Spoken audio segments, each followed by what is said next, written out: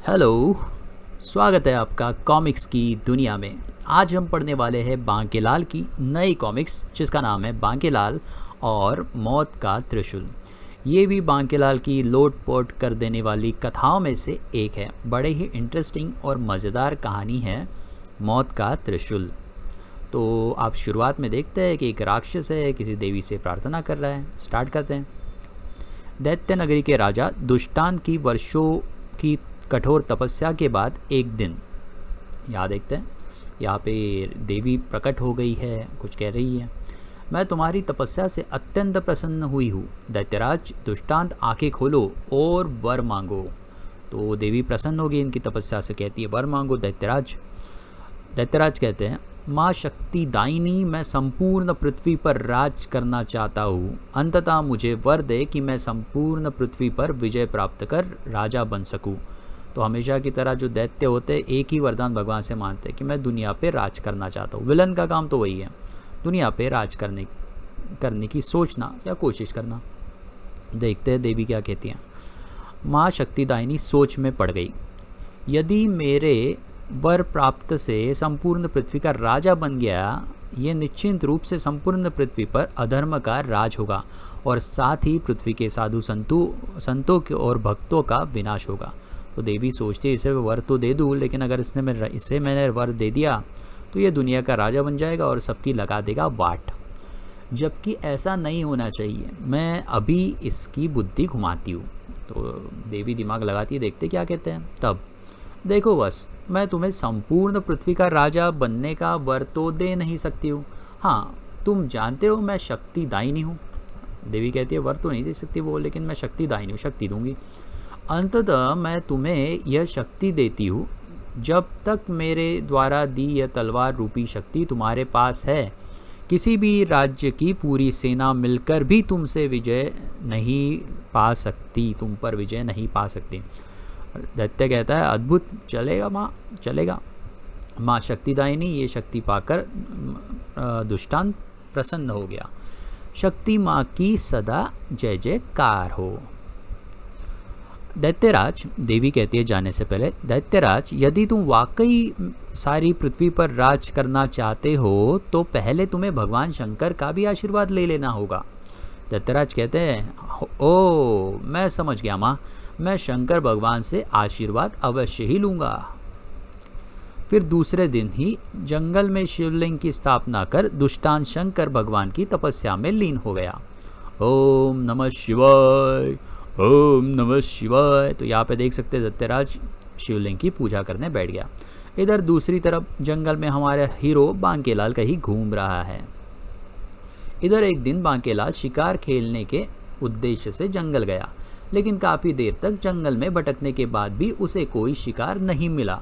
तो वह सोचने लगा, उफ, अगर आज मैं बिना शिकार किए वापस लौटा तो राजा और मंत्रीगण मेरी हंसी उड़ाएंगे। जब कहेंगे, सब कहेंगे कि बांकेलाल शिकार के लिए जंगल गया और खाली हाथ वापस लौट आया। यह सब सोचता हुआ वह आगे बढ़ ही रहा था कि तभी बांकेलाल को शेर दिखाई दिया। वाह शेर, वह भी गहरी नींद्रा में, मजा आ गया। अगले ही पल बांकेलाल ने अपना तीर छोड़ा, शेर को लग गया, लेकिन जल्दबाजी में बांकेलाल का निशाना कुछ चूका। तीर शेर के पेट के बजाय उसके पैर में लगा और इसी के साथ शेर की नींद खुल गई। शेर उछलकर एक और भागा कि तभी जिस स्थान पर थोड़ी देर पहले वो सोया पड़ा था, वृक्ष की एक मोटी भारी डाल आकर गिरी। तो शेर भाग गया क्योंकि उसके पैर को तीर लग गया, और जैसे ही शेर वहाँ से हटा तो वृक्ष, वो पेड़ की जो डाल थी, धड़ाम से नीचे आके गिरी। अगर शेर वहाँ पे सोया होता तो शायद उसके नीचे दब के शेर मर जाता। बांकेलाल सोचता है, उफ, काश मैं थोड़ी देर और इस शेर पर तीर न चलाता तो यह इस डाल के नीचे दब कर मर जाता। तो खामखा शिकार मिल जाता फिर बांकेलाल को, और तब मैं इस शेर को उठाकर राजा विक्रम सिंह के सामने ले जाता। और तो बांकेलाल के ख्याली पुलाव, वाह बांकेलाल, तुमने मात्र किसी वृक्ष की शाख द्वारा ही इसे मार गिराया। जी जी महाराज, वाह बांकेलाल जी, आप सचमुच एक बहादुर इंसान है। तो बांकेलाल पुलाव ख्याली पुलाव पका रहा है, सोच रहा है कि ऐसा होता तो वैसा होता, लेकिन शेर तो भाग गया, वैसा तो बिल्कुल ही नहीं हुआ। लेकिन हाय रे मेरी फूटी किस्मत, बांकेलाल सोच रहा है। मैं जब भी किसी का बुरा चाहता हूँ तो उसका भला हो जाता है, लेकिन ऐसा क्यों होता है? ये इसके बारे में जानने के लिए पढ़े या फिर हमारा पहला वीडियो देखे, शिव का शाप। तभी सोचते सोचते उसके मस्तिष्क में एक नई खुराक के कीड़े बुलबुलाने लगे, शरारत के कीड़े बुलबुलाने लगे। मेरे ख्याल से मेरी हर योजना में दो एक कमियां रह जाती हैं। जैसे एक तो मेरी हर योजना में ज़रूरत से ज़्यादा ही झोल होता है, और दूसरा जब भी मैं कोई सुअवसर मेरे हाथ में आता है, मैं उस समय कुछ ज़रूरत से ज़्यादा ही लालच कर बैठता हूँ। तो ये दो चीज़ें बांकेलाल को लगती है, लेकिन ऐसा बिल्कुल नहीं, उसका तो शाप का असर है। उस पर वो शाप का जो असर है उसके कारण बांकेलाल के साथ ऐसा होता है। लेकिन अब ऐसा नहीं होगा। मैं यहाँ से राजमहल लौटते ही अब की ऐसी योजना बनाऊंगा कि जिससे कोई भी त्रुटि ना हो। फिर उसी रात अपने शयन कक्ष में बेटा बांकेलाल एकाएक कुछ सोचकर उछल पड़ा। वो मारा पापड़ वाले को, क्या शानदार योजना है, और है मेरे दिमाग में, आई है मेरे दिमाग में। दूसरे दिन सुबह सवेरे बांकेलाल राजा विक्रम सिंह के शयन कक्ष के पास पहुंचा। महाराज की जय हो। आओ आओ बांकेलाल, का कैसे आना हुआ, कहो कैसे आना हुआ, ऐसा कहना चाहते होंगे। बांकेलाल सोचता है, राजा विक्रम सिंह तुम मुझ पर अंधविश्वास करता है ना, अब की बार मोदी सरकार, सॉरी, अब की बार मैं अपनी स्थिति का फ़ायदा उठाऊंगा। फिर अपने मन में नई योजना के ताले बुनता चला गया। बांकेलाल राजा के पास पहुंचते कहता है, बात करता है। बांकेलाल कहता है, महाराज मैं कल शिकार के लिए जंगल गया था। वहाँ मैंने एक बहुत ही विचित्र दृश्य देखा। मैं चाहता हूँ कि आप भी मेरे साथ जंगल चलकर, बस बांकेलाल, मैं समझ गया, जब तुम्हारी इच्छा है तो मुझे तुम्हारे साथ जंगल चलना ही पड़ेगा। महाराज कहते हैं, बहुत विश्वास है महाराज का बांकेलाल पे। फिर थोड़ी देर बाद, लगता है कोई बहुत ही अच्छा, महाराज सोचते हैं, लगता है कोई बहुत विशेष बात है जो आज सुबह सुबह ही बांकेलाल मुझे जंगल चलने को कहा। आगे चलते हैं।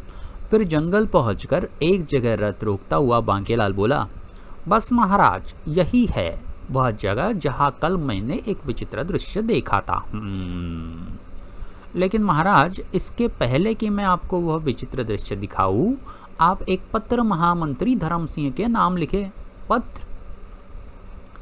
हाँ, जिसमें आप कुछ दिनों के लिए अपने समस्त अधिकार मुझे दे रहे हैं। क्या? आखिर बांकेलाल ऐसा क्यों चाहता है? लेकिन ऐसा राजा विक्रम सिंह ने एक पल ही सोचा, और अगले ही पल वह मुस्कुराते हुए बोले, कुछ दिनों के लिए क्यों, मैं अपने समस्त अधिकार हमेशा हमेशा के लिए तुम्हारे लिए लिख सकता हूँ, क्योंकि मैं जानता हूँ कि तुम जब भी जो भी करोगे मेरी ही भलाई के लिए करोगे।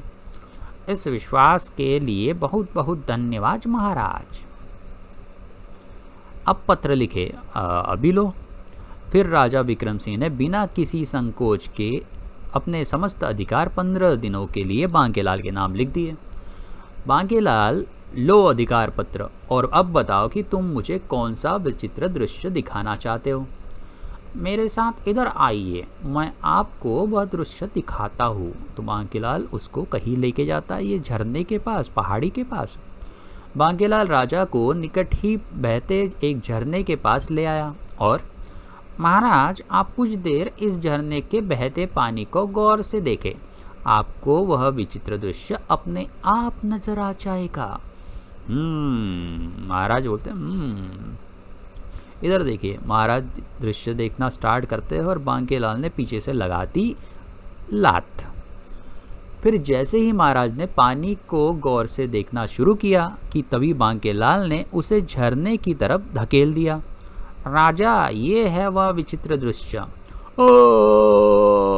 ये गिर गए महाराज पानी में। इस तरह समस्त अधिकार प्राप्त होते ही बांकेलाल अवसर देखकर राजकोष से धन चुरा कर धीरे धीरे मैं यह सारा राजकोष खाली कर दूंगा। तो बांकेलाल राजमहल पहुंचा और उसको सारे अधिकार मिले। सोना चुराना चालू। नगर से बाहर पुराने किले के खंडर में एक सुरक्षित जगह पर जमा करने लगा। तो राजा का खजाना ये चोरी करता था और नगर के बाहर एक गड्ढे में जमा करता था। जल्द ही यह गड्ढा स्वर्ण मुद्राओं से भर दूंगा। लेकिन वह इस बात से कतई बेखबर था कि उसकी एक एक हरकत पर पूरी नज़र रखी जा रही थी। महामंत्री जी, बांकेलाल कोषागार से धन चुरा कर पुराने किले के खंडर में पहुंचा रहा है। महामंत्री कहते हैं, ठीक है गुप्तचर, तुम बांकेलाल पर पूरी नज़र रखो, लेकिन ध्यान रहे उसे किसी बात का संदेह न होने पाए। पता नहीं बांकेलाल चाहता क्या है। तो महामंत्री ऐसा सोचते हैं। इधर एक दिन दैत्यराज दुष्टांत अपनी दैत्य सेना के साथ विशालगढ़ राज्य की ओर चल पड़ा। अब जल्दी ही संपूर्ण पृथ्वी पर मेरा राज होगा। तो ये जो दैत्य अपनी सेना के साथ विशालगढ़ की तरफ बढ़ चला। और इधर गजब हो गया महामंत्री जी, दैत्यों की एक विशाल सेना नगर द्वार पर खड़े हमारे सैनिकों को मारती काटती नगर में प्रवेश कर चुकी है। उनके इरादे काफ़ी खतरनाक लगते हैं। तो राज दरबार में महामंत्री है और ये सैनिक भागते हुए वहाँ पहुँचा। सेनापति जी, आप अपनी सेना को कूच का आदेश दें फौरन। जी महामंत्री जी। फिर आक्रमण। यहाँ पे देखिए युद्ध हो रहा है राक्षसों के बीच में, दैत्यों के बीच में और हमारे प्यारे सैनिकों के बीच में। आक्रमण। ये महामंत्री जी भी पहुँच गए साथ में, बढ़िया है। सेनापति जी भी है। अगले ही पल दोनों सेनाएं एक दूसरे पर टूट पड़ी। खपा खाच कूट खाट खाट खाट खाट खाट ओ काट। लेकिन चूंकि दैत्यराज के पास माँ शक्ति दायनी की तलवार रूपी शक्ति थी, अंततः जल्द ही उसका पलड़ा युद्ध में भारी पड़ने लगा।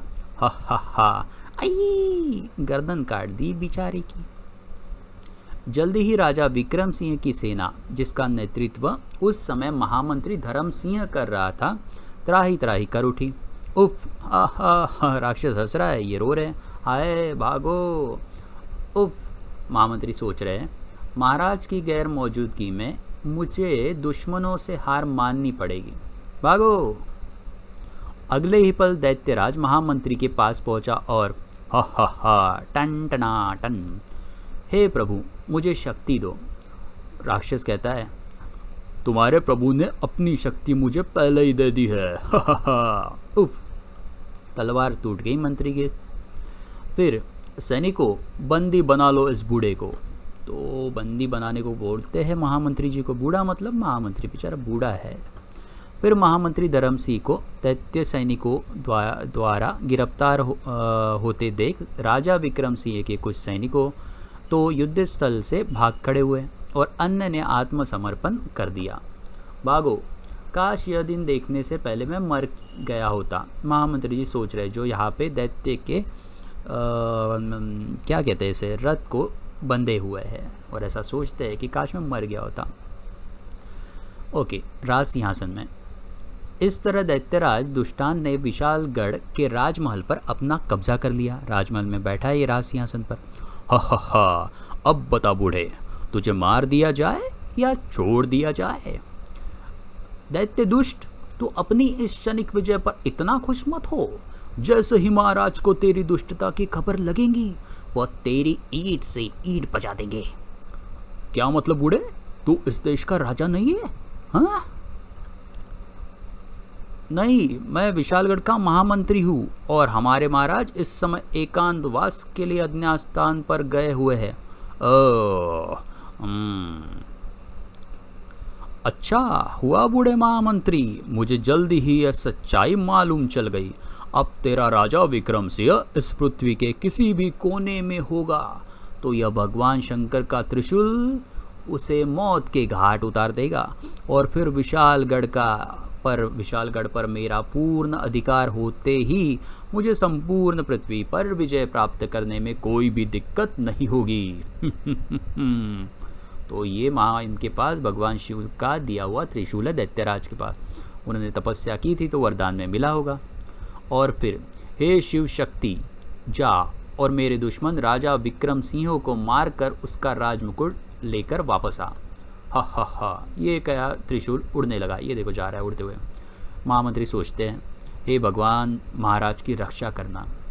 और इधर हमारा बांकेलाल, इधर पुराने किले के उस खंडर में, हा हा हा, राजकोष में से 80% धन तो मैं यहाँ उठा ही लाया हूँ और बाकी बचा धन भी मैं यहाँ मौका मिलते ही उठा लाऊंगा। हा हा हा हा। तभी अरे ये क्या, देखिए ये धन है और यहाँ पे त्रिशूल प्रवेश कर दिया इस गड्ढे में, क्योंकि यहाँ पे सोने चांदी और फिर राजा का मुकुट भी होगा। सही है, राजा का मुकुट भी है। ये त्रिशूल राजा के मुकुट को ले जा रहा है। अगले ही पल जब वह त्रिशूल किसी चमत्कारी ढंग से उस गड्ढे से बाहर निकला तो उसमें राजा विक्रम सिंह का हीरो से जड़ा हुआ राजमुकुट भी फंसा था। फिर देखते ही देखते, पता नहीं, बांकेलाल सोच रहे हैं, पता नहीं यह त्रिशूल कैसे था और इस चोरी के लिए खजाने में से सिर्फ राजा विक्रम सिंह का राजमुकुट, जो ही वह कभी पहनते नहीं थे, जो राजकोष में ही अपेक्षित सा पड़ा रहता था, उसे क्यों उठा ले गया। फिर बहुत सोचने के बाद भी बांकेलाल को उस विचित्र त्रिशूल के बारे में कुछ समझ में नहीं आया, तो उसने धन के गड्ढे को मिट्टी और फिर झाड़ू झकारों से ढक दिया। मैं 1 या 2 दिन में इस दौलत के साथ यह नगर छोड़ दूंगा। फिर वो वापस राजमहल की ओर चल पड़ा। इधर दैत्यराज दुष्टान द्वारा फेंका शिव का त्रिशूल जल्दी ही वापस लौट आया। ये देखो त्रिशूल मुकुट को लेके जा रहा है, देख रहे राजमहल में पहुंच गया दैत्यराज के पास। अगले ही पल त्रिशूल के अग्रिम भाग में टंगा राजमुकुट दुष्टान के चरणों में गिर पड़ा। हा, उप, महाराज का मुकुट, महामंत्री सोच रहे हैं। फिर देखते ही देखते वो त्रिशूल राज दरबार से बाहर निकल गया और त्रिशूल गायब हो गया। ओ, दैत्यराज सोचते, ओ, शंकर जी ने कहा था कि ये त्रिशूल मैं सिर्फ एक ही बार प्रयोग कर सकता हूँ। हा हा हा, क्या बूढ़े महामंत्री, यही ना तेरे राजा का राजमुकुट। बस अब तू वही यह समझ ले कि तेरे महाराज की अब जीवित नहीं होंगे, तेरे महाराज जी अब जीवित नहीं होंगे। हा हा हा। दुष्ट दुष्टान, जल्दी ही ईश्वर तुझे तेरे पापों की सजा देगा, तू कुत्ते की मौत मरेगा। दुष्टान ने उस राजमुकुट को अपने सिर पर रख लिया और बोला, हा हा हा, मैं नहीं, कुत्ते की मौत तो तू मरेगा बूढ़े, वो भी अभी। दुष्टांत अपनी तलवार लिए राज सिंहासन से उठा, किंतु तभी महाराज, ये देखो बांकेलाल आ गया। बांकेलाल, मंत्री जी बोलते हैं, और 2 सैनिक बता रहे हैं, माँ पकड़ के लाए बांकेलाल को राज दरबार में दैत्यराज के पास। महाराज की जय हो, ये इंसान अपने आप को यहाँ का राजा बता रहा है। उफ, ये सब क्या चक्कर है, बांकेलाल सोच रहे हैं। तो क्या तुम्हारा नाम विक्रम सिंह है और तुम? नहीं, मेरा नाम बांकेलाल है और मैं यहाँ का कार्यवाहक राजा हूँ। बांकेलाल, राजा का मतलब दैत्यराज, राजा जो है अभी फिलहाल दैत्यराज है, दैत्यराज का सलाहकार सोच रहा है बांकेलाल। तो सलाहकार कहता है, तुम वही बांकेलाल हो ना जिसके बुद्धिमानी और बहादुरी भरे कारनामों की चर्चा आज सारी पृथ्वी पर है और जिसकी वफादारी के किस्से आज सारी पृथ्वी पर क्या बोलते खाई जाती है। अच्छा, इसकी कस्में भी खाई जाती है इसकी वफादारी की। बांकेला, हाँ हाँ जी जी। सेनापति कालान, तुम कहना क्या चाहते हो? तो सेनापति को पूछता है दैत्यराज, क्या बात कर रहे हो उसके साथ तुम? बस यही महाराज, सेनापति कहता है दैत्यराज का, बस यही महाराज की बांकेलाल जी का सहयोग व समर्थन हमें मिल जाए तो हम सारी पृथ्वी पर विजय पाने में अधिक समय नहीं लगेगा, हमें पृथ्वी पर विजय पाने में अधिक समय नहीं लगेगा। बांकेलाल तब पूरी स्थिति को समझ चुका था। अंततः वह मुस्कुराते हुए बोला, क्यों नहीं सेनापति जी, मैं राजा विक्रम सिंह के प्रति वफादार नहीं बल्कि विशालगढ़ के राज सिंहासन के प्रति वफादार हूँ। और अब चूंकि राज सिंहासन के मालिक दैत्यराज है यह बात समझ नहीं आ रही कि महाराज का राजमुकुट इस दैत्य के पास कैसे आया। खैर, मौका देखकर यह भी इसे पूछ लूँगा, ऐसा बांकेलाल सोच रहा है और कह कुछ और रहा है। अंततः अब इनके हर आदेश को मानना मेरा धर्म है। मैं अब दैत्यराज के खून पर अपना पसीना मतलब मैं दैत्यराज के पसीने पर अपना खून बहा सकता हूँ। वाह बांकेलाल, तुम्हारे विचार कितने सुंदर है। तुम्हारे विचारों से हम बहुत प्रसन्न हुए। तुम्हें अपनी सेना का मुख्य नायक घोषित करता हूँ। तो ये दैत्यराज ने बांकेलाल को उसके सेना का मुख्य नायक बना दिया। और तुम्हें आदेश देता हूँ कि तुम इस बूढ़े महामंत्री की गर्दन उड़ा दो। बांकेलाल कहता है, आपकी आज्ञा सिर आंखों पर महाराज, लेकिन मेरी राय में तो अभी इस बूढ़े को कारागार में डलवा देना चाहिए और इसकी गर्दन हम अपने शत्रुओं की गर्दन के साथ साथ साफ कर देंगे। तो ये बांकेलाल कहता है कि अभी गर्दन मत उड़ाओ इस बूढ़े मंत्री की, हम सारे सैनिकों को, सारे शत्रुओं को एक साथ जमा करेंगे और सबको एक साथ ही उड़ा देंगे। वाह वाह, क्या बात की है तुमने बांकेलाल। हम अपने सारे शत्रुओं को एक ही दिन एक साथ मारेंगे। हा हा हा। महामंत्री सोचता है, पता नहीं बांकेलाल के मन में मेरी भलाई की कौन सी योजना है, या वाकई में यह नमक हरामी पर उतर आया है। सैनिक सोचता है, सेनापति हा हा हा। तभी एकाएक बांकेलाल कुछ सोचता हुआ बोला, दैत्यराज, आज तो आपकी पहली विजय की खुशी में जश्न होना चाहिए। वाह, नाच गाना, लेकिन इसकी व्यवस्था कौन करेगा? मैं करूँगा सारी व्यवस्था, बांकेलाल कहता है। और फिर उस रात आप देखो, ये दैत्यराज बैठा है, बांकेलाल भी बैठा, हाथ में शराब है और वो लेडी नाच रही है। हा हा हा, और नाचो मदलता, खूब नाचो, हा हा हा। बांकेलाल कहता है, वाह मजा आ गया। राग रंग का यह कार्यक्रम जब सुबह समाप्त हुआ, मतलब रात भर डांस चालू था, बाप रे थक गए होंगे।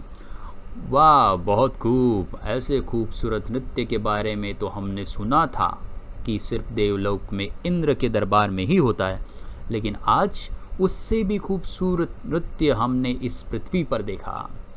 बढ़िया डांस किया, ऐसा बोल रहा है उसको। वाह, मज़ा आ गया मदलता, ये लो अपना इनाम। और सुनो, यह नाच गाने की महफिल आज फिर दोपहर से शुरू होंगी। जी महाराज। बांकेलाल सोचता है, वाह, इसे कहते हैं राजा को जिंदगी का आनंद लेना जानता है। और एक था विक्रम सिंह, कंजूस कहीं का। ये राजा मतलब दैत्यराज बांकेलाल को पसंद आ गया, ये मज़ा ले सकता है पैसे का, ऐसा बोल रहा है। लेकिन एक दिन इसी राग रंग की महफिल में, महाराज आप इन राग रंग की महफिलों में अपना मूल उद्देश्य भी भूल गए मालूम होते हैं। कैसे मूल उद्देश्य? कैसा मूल उद्देश्य? ये सोच रही है क्या हो गया, मेरे को डांस बंद कर दिया। बांकेलाल भी सोच रहा है, महाराज आप तो सारी पृथ्वी पर अपना राज्य करने के उद्देश्य से दैत्य नगरी से निकले थे ना। ओ हाँ, याद आ गया। सेनापति कालांत, अब हमारे इस उद्देश्य को तुम और बांकेलाल मिलकर पूरा करोगे। बांकेलाल सोच रहा है, और शक्ति माँ से मिली मेरी तलवार बांकेलाल के पास रहेंगी और तुम लोग आज ही विजय यात्रा पर रवाना होंगे। हैं? ये क्या? बांकेलाल सोच रहा है, ये क्या कर दिया, मेरे को भेजे। फिर दैत्यराज की आज्ञा पर दैत्यों और विशालगढ़ की सेना के साथ बांकेलाल विजय यात्रा पर निकल पड़ा। सेनापति कालांत, मेरे ख्याल से तो हमें सबसे पहले पड़ोस में सुंदर नगर राज्य पर आक्रमण करना चाहिए। बांकेलाल, तुम्हारे हाथ में माँ शक्ति की तलवार रूपी शक्ति है, अंततः तुम जिधर भी चलोगे विजय हमारी ही होगी। इधर ये पहुंच गए सुंदरगढ़ में। आक्रमण आक्रमण आक्रमण, दोनों में युद्ध स्टार्ट हो गया। फिर रूपनगर पहुंचे, वहां भी जीत गए। मारो मारो आई। शक्तिनगर, बंदी बना लो इस राजा को, हा हा हा। बांकेलाल, शक्तिनगर में भी इन्होंने जीत लिया। इतने सारे राजा पकड़ के लेके आए बांकेलाल। और फिर, महाराज की जय हो महाराज, आप सारी पृथ्वी के स्वामी हैं और ये हैं आपके बंदी। वाह बांकेलाल, तुमने हमें खुश कर दिया। अब तुम आज अभी इन सारे बंदियों को यही बड़े दरबार में एक एक करके मौत के घाट उतार दो। नहीं महाराज, फिलहाल इन्हें इस तरह मारना ठीक नहीं है। ये हारे हुए सही, आखिर है तो राजा महाराजा ही। तुम बांकेलाल उन्हें एडवाइस कर रहे हैं। और महाराज मैं चाहता हूँ कि क्यों न इन सारे राजाओं से हम कुछ दिन खेतों में बैलों की जगह हल चलवाएं। दुष्ट, तो इसका मतलब राजा विक्रम सिंह अभी तक तुम्हारे रूप में एक आस्तीन का सांप पाल रहे थे। दुष्ट बांकेलाल, ये फिर राजा लोग बोल रहे हैं कि बांकेलाल ने ऐसी एडवाइस दी, तो ये बात कर रहे हैं। दुष्ट बांकेलाल, तुम अभी कभी हमें इस तरह भी अपमानित करोगे, हमने सोचा भी न था। दूसरा राजा बोलता है, बंदी राजा, दुष्ट, तो इसका मतलब राजा विक्रम सिंह अभी तक तुम्हारे रूप में एक आस्तीन का सांप पाल रहे थे। हा, किस तरह फड़फड़ा रहे थे राजा महाराजा, अब आएगा मजा खेल का। बांकेलाल, तुम कल से ही इन सबसे खेतों में बैलों की जगह हल चलवाओ। हम भी तो देखे बैलों की जगह हल में जुते हुए ये राजा कैसे लगते हैं। जी महाराज। हे भगवान, महाराज सोच रहे, बाकी दूसरे, वह तू हमारी कैसी परीक्षा ले रहा है। फिर दूसरे दिन ये देखो खेतों में चले गए, ये महाराज लोग हैं, ये दैत्य देख रहा। हो हे भगवान, यह दिन दिखाने से पहले मुझे अपने पास बुला लिया होता। बांकेलाल बोल रहा है, उफ, ये देखो राजा। दुष्ट बांकेलाल, जल्दी तुझे तेरे पापों की सजा मिलेगी। पहले तू अपने पापों की सजा भोग ले राजा चंद्रसिंह, फिर जब मेरा समय आएगा तो देखा जाएगा। मत तो कई बार मुझे तुम लोगों के कारण मुसीबत का सामना करा पड़ा है। अब मैं तुम दोनों लोगों को गिन गिन कर बदला लूंगा। हट, टिक टक टिक टिक टिक टिक टिक। इधर ये है हमारे राजा। आंखें खोलो राजा विक्रम सिंह। अगले ही पल जब राजा विक्रम सिंह अपनी आंखें खोली तो पूरी तरह चौंक गया। अरे, ये मैं कहाँ आ गया? ये कहाँ आ गया राजा? अगले ही पल राजा विक्रम सिंह की आंखों के सामने चेतना खोलने से पूर्व का दृश्य घूम आया। तो उन्हें याद आ गया, बांकेलाल ने लात मारी थी, वो झील में गिर गए थे। बांकेलाल, आस्तीन के सांप, मैं तुझे जीवित नहीं छोड़ूंगा। तो राजा सोच रहा है ऐसा। अभी राजा विक्रम सिंह, तुम्हें अपने आप को जीवित पाकर खुशी नहीं हुई है क्या? अरे हाँ, मुझे आश्चर्य है कि मैं यहाँ कैसे पहुँचा, और ये कौन सी जगह है, और आप कौन हैं? राजा विक्रम सिंह, यह पाताल है और मैं यहाँ का राजा देववक्र हूँ। और रही बात कि तुम यहाँ कैसे पहुँचे, उस विषय में मैं तुम्हें बताता हूँ। पाताल? राजा सोच रहा है पाताल में पहुँच गया, कैसे पहुँच गया हमारा राजा पाताल में? तो आगे की बात। आज से करीब 20 दिन पहले जब तुम बेहोशी की अवस्था में नदी की गहराइयों में डूबते चले जा रहे थे, ये मछलियाँ, मगरमच्छ वगैरह देख रहे हैं इसको, भोजन, मज़ा आ गया। फिर एक साथ कई जल जीव तुम्हारी ओर लपके। ये सारे जीव उस पर अटैक करने के लिए जा रहे महाराज के ऊपर, लेकिन तुम्हारे बेहोश जिस्म तक पहुंचने से पहले ही कोई माँ आई, कोई अज्ञात शक्ति उन्हें दूर फेंक देती थी। मतलब उस पर अटैक करने की कोशिश तो करते थे, लेकिन राजा पे ये जो जानवर थे, समंदर के अंदर वाले, झील के अंदर वाले, अटैक नहीं कर पाए। मेरा सेनापति मकरासुर जो यह दृश्य देख रहा था चौंक पड़ा। ओह आश्चर्य, ऐसा लगता है इस मानव की रक्षा कोई अद्भुत ताकत कर रही है। मुझे इस मानव को महाराज के सामने ले चलना चाहिए। भागो। ये मगरमच्छ भाग के, ये सेनापति जो था वो इनको लेके जा रहा है। चलो विक्रम सिंह तो चले।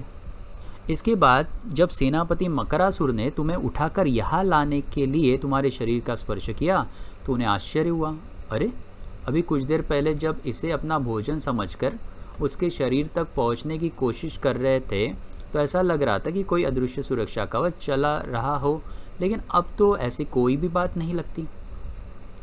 फिर तुम्हें यहाँ लाया गया और जब मकरासुर ने मुझे पूरी बात बताई तो एक पल के लिए तो मैं भी हैरान हो गया। उफ, राजा सोच रहा है हमारा विक्रम सिंह, उफ, कितनी अजीब बात बता रहा है। पाताल लोक का राजा, मुझे यह सब एक स्वप्न जैसा लग रहा है। लेकिन अगले ही पल, हैरान मत हो देववक्र, इसकी सुरक्षा मैं कर रहा था। भगवान शिव कहते हैं कि इसकी जो सुरक्षा है राजा की, भगवान शिव कर रहे थे। और फिर देववक्र बोलता है, प्रभु पहले आप मेरा प्रणाम स्वीकार करें। फिर मुझे आशीर्वाद देने के बाद भगवान शंकर बोले, वत्स देववक्र, पृथ्वी पर धर्म कर्म जीवित रहे, इसके लिए विक्रम सिंह का जीवित रहना आवश्यक है, लेकिन अभी इसे लगभग 20 दिनों तक पृथ्वी पर खतरा है। अंततः तुम्हें इसे 20 दिनों तक अपने पास ही रोके रखना होगा। और देववक्र कहता है, हाँ भगवान, जी भगवान। चलो आगे चलते हैं। इतना कहकर शंकर भगवान आलोप हो गए, मतलब गायब हो गए। फिर मेरे कहने पर तुम्हें 20 दिनों तक निरंतर नींद की औषधि दी जाती थी, और जो कि आज 21वां दिन है, अंततः शंकर भगवान के कहे अनुसार खतरे का समय टल चुका है। अंततः आज तुम्हें मैंने वस्तु स्थिति से अवगत करा दिया। अब जब भी तुम चाहोगे तुम्हें पृथ्वीलोक पहुंचा दिया जाएगा। धन्यवाद तुम्हारा, बहुत बहुत धन्यवाद। राजा बोलते, धन्यवाद पाताल लोक के राजा देववक्र, मैं आज ही इसी समय पृथ्वीलोक जाना चाहता हूँ। जैसे तुम्हारी इच्छा राजन। और फिर थोड़ी देर बाद ये जो मकरासुर के ऊपर बैठ के राजा चले हमारे विक्रम। जल्दी ही मकरासुर ने राजा को जंगल में बहती नदी के तट पर पहुंचा दिया। ठीक है मकरासुर, राजा कहते हैं विक्रम सिंह मकरासुर से, थैंक यू, आपने मुझे पहुंचा दिया। ठीक है मकरासुर, मैं तुम्हारा और तुम्हारे महाराज का यह उपकार कभी नहीं भूलूंगा। अच्छा राजन, आप मुझे इजाज़त दे। फिर विक्रम सिंह पैदल ही विशालगढ़ राज्य की ओर चल पड़ा। लेकिन अभी राजा कुछ ही दूर बढ़ा था कि उसे कुछ सुनाई दिया। राजा को सुनाई दे रहा है, देखिए झाड़ियों में। मेरी समझ में नहीं आता कि हम लोग बांकेलाल से वह तलवार कैसे हासिल करें। अच्छा हाँ सेनापति जी, दैत्यों से छुटकारा पाने के लिए उस तलवार का हमारे पास होना अति आवश्यक है। तो पेड़ों के पीछे विक्रम सिंह को कुछ आवाज़ें आ रही है जो बात कर रहे हैं बांकेलाल जी के बारे में। बांकेलाल का जिक्र करने वाले महाराज सोच रहे हैं, ये लोग कौन हो सकते हैं और ये किस तलवार की बात कर रहे हैं, मुझे देखना समझना चाहिए। राजा आगे बढ़ा तो सबसे पहले उस पर मंत्री करम सिंह की नज़र पड़ी। महाराज आप, मैं कहीं कोई सपना तो नहीं देख रहा हूँ? अरे ये तो अपने ही राज्य के सैनिक व सेनापति एवं मंत्री करम सिंह है। राजा को ये लोग जंगल में मिल गए। सेनापति राजवन, तुम लोग इस तरह जंगल में एकत्रित होकर क्या षड्यंत्र कर रहे हो? महाराज, षड्यंत्र हम नहीं, हमारी किस्मत ने हम सबके और आपके साथ रचा है। क्योंकि आप कई दिनों से शांति की तलाश में गए हुए थे, अंततः आपको वस्तुस्थिति की जानकारी नहीं है। इसी के साथ महामंत्री के छोटे भाई मंत्री करम सिंह ने पूरी बात राजा को बता दी, जिसे सुनने के बाद राजा विक्रम सिंह गहरी सोच में डूब गया। हे भगवान, ये सब क्या हो रहा है? कैसे वापस होगा अपना राज्य? क्या बांकेलाल के कब्जे से वह शक्ति रूपी तलवार हासिल कर लेने भर से ही हम उन दैत्यों पर विजय प्राप्त कर सकते हैं? फिर एकाएक मन ही मन वह कुछ निर्णय कर बोला, बांकेलाल से उस तलवार को हासिल करने के लिए मैं आज रात को राजमहल में गुप्त मार्ग से दाखिल होऊंगा। मेरे साथ सेनापति राजवंत भी होंगे। तो राजा अपनी योजना उनको बताते हैं, महामंत्री को और सैनिकों को। और मंत्री करम सिंह, तुम्हें और इन सारे सैनिकों को युद्ध के बिगुल की आवाज़ सुनते ही राजमहल पर आक्रमण बोल देना है, और वो युद्ध का बिगुल मैं बांकेलाल से तलवार प्राप्त करने के बाद ही बजाऊंगा। महाराज, मंत्री बोलता है, और महाराज हम सबको युद्ध के उस बिगुल का बेसब्री से इंतज़ार रहेगा। उधर उसी दिन राग रंग की महफिल में, वाह और एक जाम बनाओ। वाह क्या ठाठ है, काश मुझे भी ऐसे ठाठ हासिल होते हैं। तभी एकाएक उस मस्तिष्क में एक विचार कौंधा। यहाँ पे बांकेला दैत्यरस के साथ मजा उठा रहा है। हासिल हो सकती है तुझे यह सुख सुविधाएं ठाट बाट बांके। तेरे पास अभी माँ शक्ति की शक्ति रूपी तलवार है। बस तुझे इस दैत्य राज को मौत के घाट उतारना है, फिर इस सारी पृथ्वी पर तेरा राज्य होगा, तेरे ठाट बाट होंगे। हाँ, मैं ऐसा ही करूँगा। आज की रात दैत्य राज को मार डालूंगा, फिर चारों दिशाओं में मेरा राज होगा। हाँ हाँ हाँ, वाह वाह। ये दैत्य इधर बोल रहा है, वाह क्या डांस कर रही हो मैडम। और फिर उसी रात बांकेलाल उसी शक्ति रूपी तलवार के साथ दैत्यराज के शयन कक्ष तक पहुंचा और द्वार पर खड़े पहरेदारों को कुछ सोचने समझने या पूछने का अवसर दिए बिना ही मौत के घाट उतार दिया। तो ये देखो बांकेलाल रात को 2 सैनिकों को उड़ा दिया जो द्वारपाल होंगे ये दैत्यराज के। फिर वह दैत्यराज के शयन कक्ष में पहुंचा और सो रहा है ना, अब हमेशा के लिए सो जा। तो यहाँ पे बांकेलाल दैत्यराज को मार डालते। लेकिन ये क्या, बांकेलाल के सर पर किसी ने डंडा मारा है। दैत्यराज को मौत के घाट उतारने के बाद जैसे ही बांकेलाल उसने शयन कक्ष से बाहर निकला तो तभी उनको मारने के बांकेलाल शयन कक्ष के बाहर निकलता है, तभी उसके सर पर डंडा पड़ता है। लेकिन इसके पहले कि उसकी चेतना लुप्त हो उसने सुना, महाराज ये उस तलवार को अपने अधिकार में ले लीजिए। मारे गए। फिर जाने कितने देर की बेहोशी के बाद जब उसकी चेतना वापस लौटी और उसने अपनी आंखें खोलनी चाहिए कि तभी उसके कानों में महामंत्री धर्म सिंह की आवाज़ सुनाई पड़ी। तो बांकेलाल राजमहल में है और अभी उसकी नींद लगभग खुल गई है, वो सुन रहा है कि क्या बातें चालू है। महाराज, तो इसका मतलब बांकेलाल ने आपको अपनी तरफ से मारकर नदी में फेंक दिया था और यहाँ आकर इसने हमसे झूठ बोला था कि आप कुछ दिनों से एकांत के लिए किसी अज्ञात स्थान पर गए थे और इसने यह भी झूठ बोला कि आपने अपने राजकार्य संबंधी सारे अधिकार कुछ दिनों के लिए इसे सौंप दिए हैं। बांकेलाल सोच रहा है, क्या? तो इसका मतलब राजा विक्रम सिंह जीवित है? बेटा बांके, अब तेरी मौत निश्चिंत है, बांकेलाल सोच रहा है। महाराज कहते हैं, हाँ, इस धूर्त ने मेरे विश्वास का नाजायज फायदा उठाते हुए धोखे से मुझे अपने नाम अधिकार पत्र लिखवा लिया। महाराज, कुछ भी हो, इस बार आपकी जान इसकी धूर्तता के कारण ही बची। तो महामंत्री कहते हैं। बांकेलाल सोचता है, क्या मेरी धूर्तता से इसकी जान बची है? तो इसका मतलब हर बार की तरह इस बार भी मेरी योजना की टांग पहले से ही टूटी थी। क्या मतलब? महाराज सोचते हैं, क्या इसकी धूर्तता से मेरी जान बची? मंत्री कहते हैं, महाराज, यदि इसने आपको बेहोश कर नदी में न फेंक दिया होता तो आप पृथ्वी पर होते और फिर आप शिवजी के उस त्रिशूल से कतई नहीं बच सकते थे जिसे दैत्यराज ने तपस्या द्वारा शिवजी को प्रसन्न कर प्राप्त किया था। महामंत्री धर्म सिंह राजा विक्रम सिंह को त्रिशूल की कहानी बताते चले गए और महामंत्री की पूरी बात सुनने के बाद आंखें बंद किए पड़े बांकेलाल की बंद आंखों के सामने उस घटना का दृश्य घूमने लगा, किस तरह से त्रिशूल मुकुट को उठा के लेके गया था। तो यह था रहस्य उस त्रिशूल का। अभी बांकेलाल को समझा कि त्रिशूल क्यों मुकुट को लेके जा रहा था।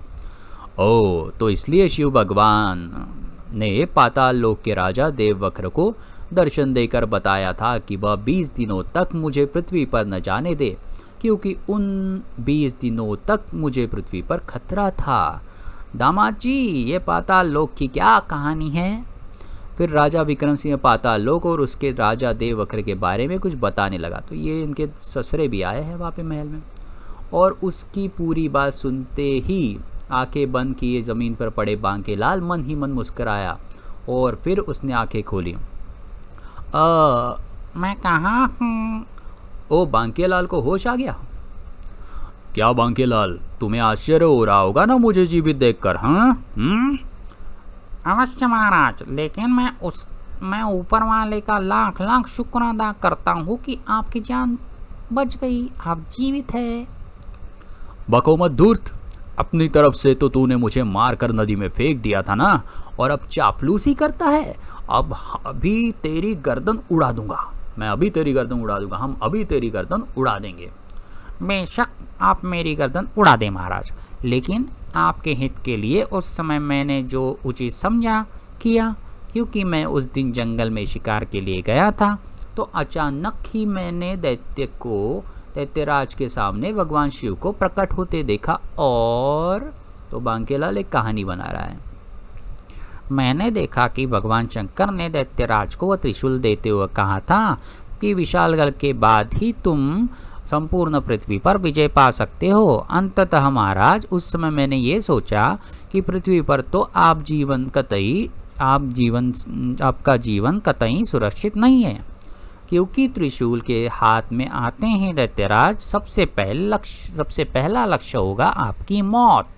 बस इसलिए मैंने आपको बेहोश कर नदी में भगवान के भरोसे फेंक दिया। अब आप उसकी की जो भी सज़ा देना चाहते दे सकते हैं। ओ, महाराज कहते, अच्छा बांकेलाल, तो ये तुम्हारा प्लान था। ओ, तो यह बात थी। तभी मैं सोच रहा था कि आखिर तुमने रात दैत्यराज को क्यों मार दिया। तुमने कल रात दैत्यराज को क्यों मार दिया। वाकई बांकेलाल, तुमने आज तक जो भी किया हमारी भलाई के लिए किया, लेकिन कितने मूर्ख हैं हम जो तुम्हें गलत समझ बैठे। वाह, वो क्या महाराज, हालत ही कुछ ऐसे बन गए थे कि आपकी जगह कोई भी होता तो मुझे ही गलत समझता। तभी लेकिन बांकेलाल, मैं दामाद जी बोल रहा, ससुरे बोल रहे हैं इनके, लेकिन बांकेलाल तुमने हमारे साथ बहुत दुर्व्यवहार क्यों किया, तुमने हमें क्यों अपमानित किया। तो ये जो ससुरे हैं राजा के, वो भी तो राजा ही है बाजू वाले देश में। क्षमा करें महाराज, आप लोगों के साथ मैंने जो दुर्व्यवहार किया वो सिर्फ दैत्यराज को अपने विश्वास में लेने के लिए किया था। और फिर आप लोग यह भी न भूले कि यदि उस समय मैंने वह सब न किया होता तो दैत्यराज ने आप सभी को उसी समय मौत के घाट उतार दिया होता। हाँ, तुम ठीक कह रहे हो, महाराज कह रहे दूसरे वाले, मतलब ससरे महाराज कहेंगे हम इसको। हाँ, तुम ठीक कह रहे हो बांकेलाल, हम शर्मिंदा है कि हमने तुम्हें गलत समझा। तभी एकाएक कुछ सोचते महामंत्री धर्म सिंह बोला, लेकिन बांकेलाल, तुमने राजकोष से धन क्यों चुराया। बांकेलाल सोच रहा है, तो बूढ़े खोसट को उस धन के बारे में भी पता चल गया। खैर, उसका भी जवाब है मेरे पास। वो महामंत्री जी, मैंने सोचा यदि दैत्यराज ने विशालगढ़ पर विजय पा ली तो हो सकता है सबसे पहले वह विशालगढ़ का खजाना लूटकर दैत्य नगरी न पहुंचा दे। हाँ, तो बांकेलाल ने अच्छा प्लान बनाया, अच्छा जवाब दिया। वाकई बांकेलाल, तुम बहुत ही दूरदर्शी हो। हमें गर्व है कि तुम जैसा साथी हमें मिला। महाराज कह रहे बांकेलाल की तारीफ में। बस महाराज, बांकेलाल कहता है, आप तो हर समय मुझे शर्मिंदा करते रहते हैं। बांकेलाल सोच रहा है, राजा के बच्चे, जिस दिन मेरी योजना सफल होगी उस दिन तुम्हें आटे दाल का भाव मालूम होगा। और महाराज, अब आप बताएं कि क्या अब इस राजमहल में मेरा अधिकार है, यानी कि। हाँ, तुमसे वह शक्ति रूप तलवार प्राप्त करने के बाद रात ही हमने दैत्य को मार भगा दिया। तो महाराज ने तलवार जो बांकेलाल से ली थी उससे बाकी जो राक्षसों को मार गिराया। फिर उसी दिन शाम को बांकेलाल के सम्मान में एक और समारोह का आयोजन हुआ। हर बार कहानी के अंत में बांकेलाल की तारीफ होती है, समारोह होता है। बांकेलाल जी की जय, बांकेलाल जी की जय। और यहाँ पे होता है कहानी का अंत। फिर से बांकेलाल ने कोशिश की बुरा करने की, लेकिन आगे वाले का हो गया भला, बेसिकली राजा का भला, क्योंकि हमेशा बांकेलाल बुरा करना चाहता है राजा का, और राजा का वापस हो जाता है भला। तो इसी के साथ हमारी इस कहानी का होता है अंत। काफ़ी लंबी कहानी थी, लेकिन मिलेंगे हम नई कहानी के साथ। नई कहानी यहाँ पे लिखा है बांकेलाल अंगुलीमाल, लेकिन ये नहीं, हम किसी और कहानी के साथ मिलेंगे। तब तक के लिए अपना ख्याल रखिए, और अभी तो लाइक और सब्सक्राइब करना बनता है तो कर लीजिए। मिलते हैं कुछ नेक्स्ट कहानी में। टेक केयर, शबा केयर, बाय बाय।